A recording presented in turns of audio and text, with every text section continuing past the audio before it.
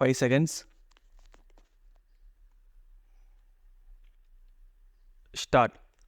மாண்புமிகு பேரவைத் தலைவர் அவர்களே, நிதிநிலை அறிக்கையின் மீதான பொது விவாதத்தில் கலந்து கொண்டு உரையாற்றுவதற்கு வாய்ப்பினை பெற்றதில் நான் பெரு மகிழ்ச்சியடைகிறேன். அண்மையில் மக்களவைத் தேர்தல் நாம் அனைவரும் எதிர்பார்த்த வண்ணம் சிறப்பாக நடந்து முடிந்துள்ளது. ஒவ்வொரு தேர்தலின் போதும் இந்திய மக்கள் தங்களுடைய அரசியல் முதிர்ச்சியை அவ்வப்போது நிரூபித்து வந்துள்ளனர் என்பதில் ஐயமில்லை. அந்த வகையில் இந்த முறையும் மத்தியில் ஒரு நிலையான அரசாங்கம் அமைவதற்கு மக்கள் தங்களுடைய அரசியல் கடமையை சரிவரச் செய்துள்ளார்கள் என்பதை நான் இங்கே இந்த சந்தர்ப்பத்தில் சிறப்பாக குறிப்பிட விரும்புகிறேன். அடுத்தபடியாக, விருப்பு வெறுப்பு எதுவும் இல்லாமல் நேர்மையான முறையில் மக்களவைத் தேர்தலை நடத்தியதில் இந்திய தேர்தல் ஆணையம் நம் எல்லோருடைய பாராட்டுக்களையும் நன்மதிப்பையும் பெற்றிருக்கிறது என்பதில் நாம் அனைவரும் பெருமை கொள்ளலாம். மாண்புமிகு நிதியமைச்சர் அவர்கள், இந்த அரசு ஏழைகளின் அரசாக, விவசாயிகளின் அரசாக இருக்கும் என்றும், அறிவியல் மற்றும் தகவல் தொழில்நுட்ப வளர்ச்சிக்கு அதிக முக்கியத்துவம் அளிக்கப்படும் என்றும் தெரிவித்து இருக்கிறார்கள். இது உள்ளபடியே வரவேற்கத்தக்கது.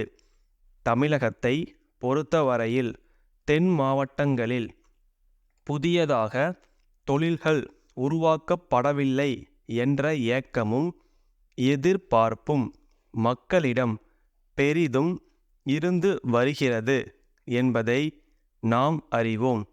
எனவே இந்த குறையை போக்குவதற்கான வழிவகைகளை அரசாங்கம் விரைந்து காண வேண்டுமென்று இந்த நேரத்தில் நான் அன்போடு கேட்டுக்கொள்கிறேன். நம்முடைய மாநிலத்தில் மக்கள் நலனை கருத்தில் கொண்டு புதிய மின்சார உற்பத்தி நிலையங்களை அமைக்க இருப்பதாக குறிப்பிட்டிருக்கிறார்கள். இதனை எல்லோராலும் வாழ்த்தி வரவேற்கப்படும் அறிவிப்பாகவே கருதலாம். அந்த வகையில் மின்சார உற்பத்தியில் கடந்த சில ஆண்டுகளில் தமிழகம் முன்னணி மாநிலங்களில் ஒன்றாக விளங்குகிறது என்பதை மகிழ்ச்சியுடன் தெரிவித்துக்கொள்ள விரும்புகிறேன். இருப்பினும் மின்சாரத்தின் தேவை நாளுக்கு நாள் பெருகி வருவதை என்னால் குறிப்பிடாமல் இருக்க முடியாது. இதனை கருத்தில் கொண்டு சூரிய ஒளியிலிருந்து மின்சாரம் உற்பத்தி செய்வதற்கு மேலும் பல திட்டங்களை உருவாக்க வேண்டியது அவசியம் என்பதை சுட்டிக்காட்ட விரும்புகிறேன். தொழில்களில் உயர்ந்தது உழவுத் தொழில் என்பதை நாம் அனைவரும் ஏற்றுக்கொண்டிருக்கிறோம். இந்த தொழில்தான் மக்களுக்கு தேவையான உணவு தானியங்களை அள்ளித் தருகிறது. மேலும் மற்ற தொழில்களுக்கு பயன்படும் மூலப்பொருள்களையும் வாரி வழங்குகிறது. ஆயினும் தற்போது விவசாயம் லாபம் தரும் தொழிலாக இல்லாமல் இருப்பதால் தலைமுறையாய் இந்த தொழிலில் ஈடுபட்டிருந்த மக்கள் மற்ற தொழில்களை நாடி நகர்ப்புறங்களுக்கு செல்லும் செய்திகள் கவலை அளிப்பதாகவே உள்ளது. எனவே சோதனைகளை சாதனைகளாக மாற்றும் நம்முடைய மாண்புமிகு முதலமைச்சர் அவர்கள் ஏழை விவசாயிகளின் வாழ்வு மலர தீவிர நடவடிக்கை மேற்கொள்ள வேண்டுமென்று கேட்டுக்கொள்கின்றேன். மதுரை அழகிரி கூட்டமைப்பின் உரிமையாளர், கும்பகோணம் ராமநாதன் கூட்டமைப்புக்கு எழுதிய கடிதம்.